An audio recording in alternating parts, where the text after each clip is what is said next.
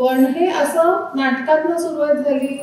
मग बयो पिक्चर आला माझ्याकडे ऍक्च्युली, ते गजेंद्र अहिरेंचा. ते स्वतःहूनच आले, मी काही प्रयत्न करत नव्हते. माझं कॉलेज जस्ट संपलेलं, त्यामुळे म्हणजे लिटरली मी मला वाटतं बोर्ड नाही ग्रॅज्युएशनची वाट बघत होते.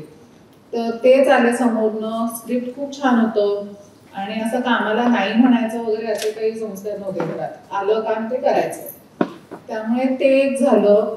आणि त्याच्या आधी मी फिल्म स्टडीजमध्ये इंटरेस्टेड असल्यामुळे मी स्मिता तळवलकर, म्हणजे आई आणि तिची खूप घट्ट मैत्री होती. तर मी तिला विचारलेलं की मला जरा काहीतरी तुझ्या सेटवर येऊ दे ना, मला असं प्रोजेक्ट करायचंय की पिक्चर कसं बनवतात. तर ती म्हणाली की तू एक रोल पण कर त्याच्यामध्ये. तर ते ऍक्च्युली 7च्या आत घरात पहिला आणि मग वयो आला.